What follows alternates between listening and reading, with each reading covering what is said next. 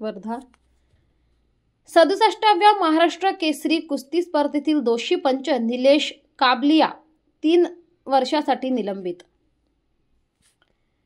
महाराष्ट्र राज्य कुस्तीगीर संघाच्या वतीने 67वी महाराष्ट्र केसरी कुस्ती स्पर्धा अहिल्यानगर येथे पार पडली।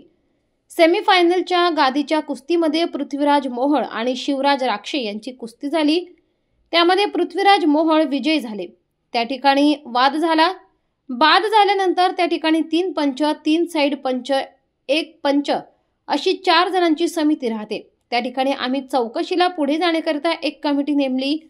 विलास कचुरे आंतरराष्ट्रीय पंच आहेत, त्यांच्या अध्यक्षतेखाली आम्ही कमिटी नेमली। त्या कमिटीमध्ये शिवराज राक्षे तर दोषी आहेच, परंतु त्या ठिकाणी निलेश काबलिया हा पंच दोषी निघाला। त्यामुळे त्यांना देखील 3 वर्षासाठी आम्ही सस्पेंड केले। राष्ट्रीय कुस्ती स्पर्धेत कुठेही त्यांना रेफरशिप करता येणार नाही।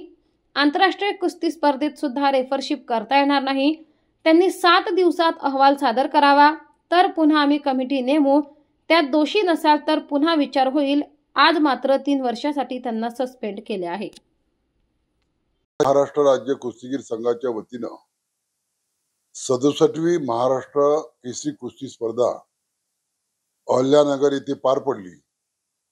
त्यामध्ये पृथ्वीराज मोहोळ आणि शिवराज द्राक्षे ही सेमीफायनलची गादीवरच्या कुस्तीमध्ये वाद झाला आणि त्या वादामध्ये आम्ही एक कमिटी नेमली। त्या ठिकाणी पृथ्वीराज मोहोळ हा महाराष्ट्र केसरी झाला। त्यानंतर आम्ही एक कमिटी नेमली।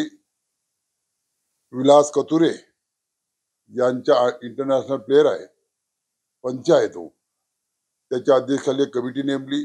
5 जणांची कमिटी होती आणि त्यामध्ये पंचाचा निर्णय आणि कुस्तीगीराचा यामध्ये थोडा तफावत होती।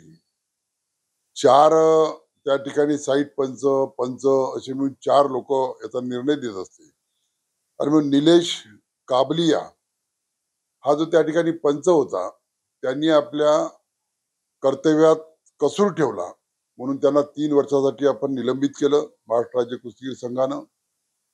आणि पुन्हा 7 दिवसाची त्यांना वेळ दिली का 7 दिवसात तुम्ही आपला अहवाल महाराष्ट्र राज्य कुस्तीगीर संघाकडे सादर करावा, जेणेकरून कुस्तीगीरावर अन्याय होऊ नये आणि पंचावरही अन्याय होऊ नये म्हणून या दोघांनाही आम्ही संधी दिली।